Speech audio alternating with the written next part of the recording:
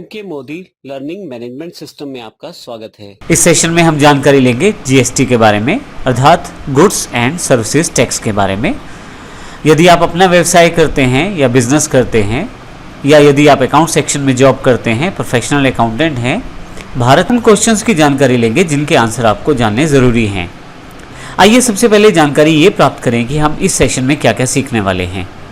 जैसा कि मैंने आपको बताया, हमारा ये पूरा का पूरा सेशन जीएसटी अर्थात गुड्स एंड सर्विसेज टैक्स के ऊपर उपलब्ध है, तो हम इसमें काफ़ी सारे क्वेश्चंस को कवर करने वाले हैं। सबसे पहला क्वेश्चन इसमें है, इंडियन बिजनेस सिनेरियो में जीएसटी किस तरह से आने वाला है। दूसरा क्वेश्चन हमारे पास है, टैक्सेशन सिस्टम इंडिया में किस प्रकार का है और जीएसटी से आने से वो किस प्रकार से चेंज होने वाला है। तीसरा क्वेश्चन हमारे पास, कौन कौन से टैक्सेस इंडिया में इस वक्त उपलब्ध हैं। चौथा, जो सबसे important part, what is GST, GST आखिर है क्या। पांचवा पार्ट हमारे पास है, GST implementation in India, Bharat में जीएसटी को इंप्लीमेंट किस प्रकार से किया जाएगा, इसको हम देखेंगे। छठा question, dual taxation system in India, अर्थात जीएसटी का जो प्रारूप भारत के लिए तैयार किया गया है वो किस प्रकार से कार्य करेगा। मैं आपको पहले से बता दूं कि भारत में जो जीएसटी लागू होने वाला है वो ड्यूल टैक्सेशन सिस्टम के साथ उपलब्ध होगा। इसकी पूरी जानकारी हम इस क्वेश्चन के साथ लेंगे। सातवां पॉइंट जो हम डिस्कस करेंगे, यदि आप भारत में कोई व्यवसाय बिजनेस करते हैं या किसी प्रकार की सेवा प्रदान करते हैं तो आप अपने आप को जीएसटी के अंतर्गत किस प्रकार से रजिस्टर करवा सकते हैं। आठवां क्वेश्चन हमारे पास रहेगा, जीएसटी इनपुट टैक्स क्रेडिट किस प्रकार प्राप्त किया जाए। नौवां क्वेश्चन, आज जो ऑलरेडी हमारे पास टैक्स सिस्टम इंडिया में उपलब्ध है उससे जीएसटी में क्या भेद है, अर्थात जो पहले सिस्टम है और जीएसटी आने के बाद क्या अंतर रहेगा।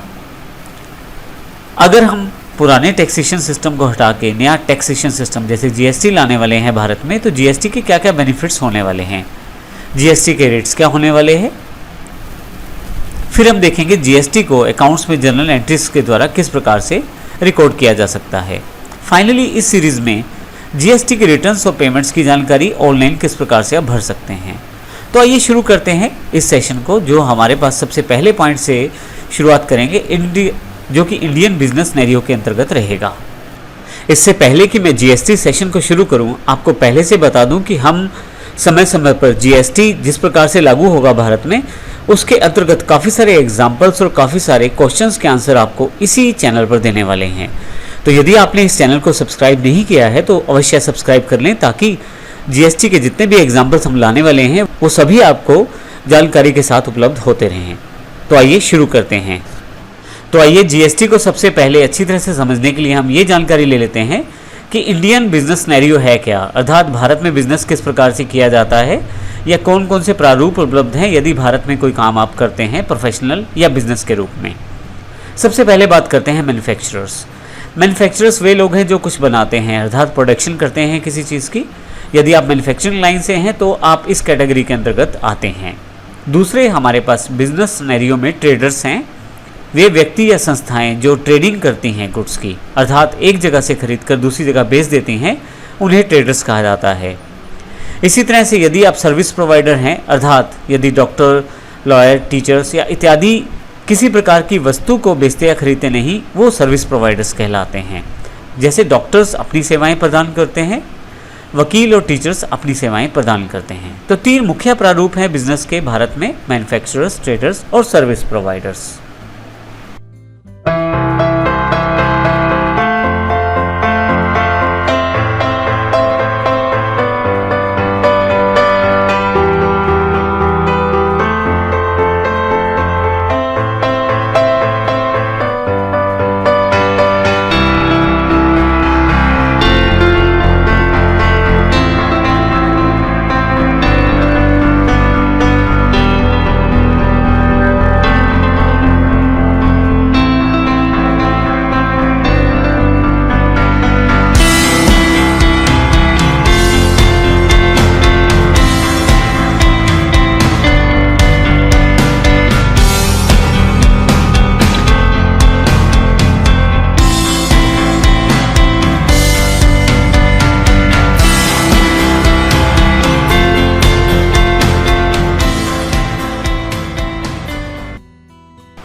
अब भारत में यदि आप किसी भी बिजनेस सिनेरियो से जुड़े हैं, चाहे आप मैन्युफैक्चरर हैं, चाहे आप ट्रेडर्स हैं या आप सर्विस प्रोवाइडर हैं, आप किसी भी सेगमेंट से हों, आपको टैक्स देना पड़ता है।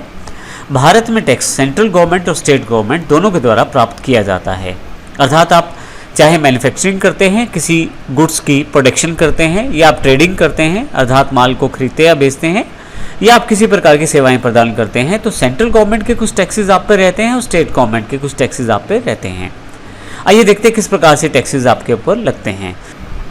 सभी इंडियन बिजनेस सिनेरियो की बात की जाए तो 15 से ज़्यादा टैक्स भारत में केंद्र सरकार और राज्य सरकार अर्थात सेंट्रल और स्टेट गवर्नमेंट के द्वारा लगाए जाते हैं। सबसे पहले बात करते हैं सेंट्रल गवर्नमेंट के द्वारा लगाए जाने वाले टैक्सेस की। Custom duties, central excise, service tax, surcharge इत्यादि सेंट्रल गवर्नमेंट के द्वारा कलेक्ट किए जाते हैं।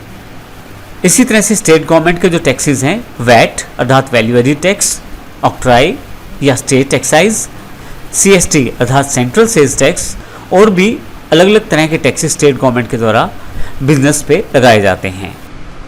जैसा मैंने पहले बताया कि भारत में 15 से ज़्यादा टैक्सेस सेंट्रल या स्टेट गवर्नमेंट के द्वारा लगाए जाते हैं। तो यहाँ हम पूरी तरह से समझेंगे कि टैक्सेस किस प्रकार से लगाए जाते हैं।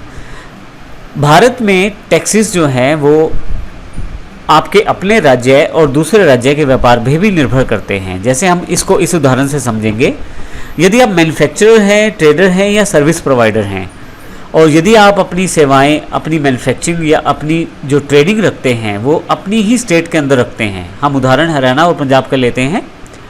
मान लीजिए मैं मैन्युफैक्चरर हूँ या ट्रेडर हूँ या सर्विस प्रोवाइडर हूँ और हरियाणा से ही संबंधित हूँ, तो कुछ भी मैं हरियाणा में ही डीलिंग करता हूँ तो इंट्रा स्टेट डीलिंग कहलाती है।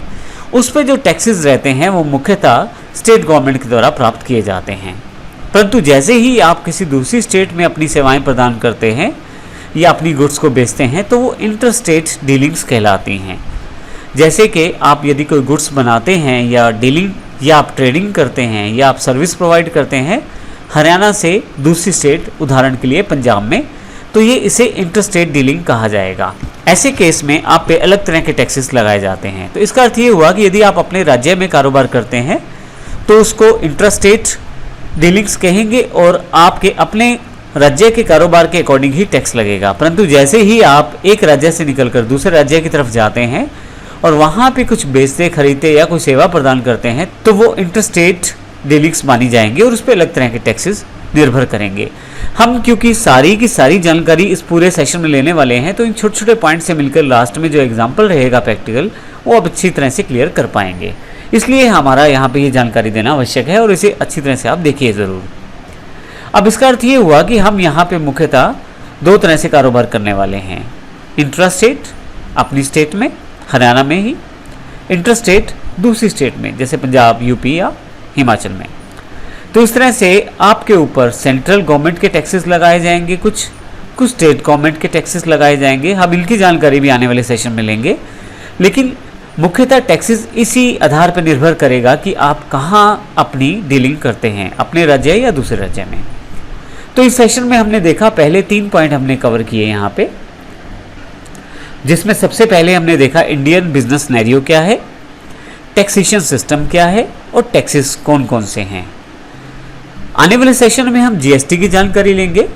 GST जब भारत में इम्प्लीमेंट किया जाएगा तो किस तरह से इम्प्लीमेंट होगा इसकी जानकारी लेंगे और इसके अतिरिक्त बाकी चीज़ों की जानकारी भी हम आने वाले सेशन में लेंगे। लेकिन अगले सेशन में जाने से पहले मैं आपको बता दूं कि हमारे पास यहाँ GST की स्पेशल सीरीज़ है अकाउंट से रिलेटेड। तो हम यहाँ पे समय समय पर बहुत सारे एग्जाम्पल GST के प्रैक्टिकल रूप में आपके सामने लेकर आने वाले हैं। तो यदि आपने हमारे चैनल को सब्सक्राइब नहीं किया है तो इसे अवश्य सब्सक्राइब कर लीजिए ताकि नए सभी वीडियोज़ आपको मिल जाएँ जो GST से रिलेटेड हैं। और साथ ही अगर आपको ये वीडियो अच्छा लगता है तो शेयर और लाइक अवश्य करें। धन्यवाद।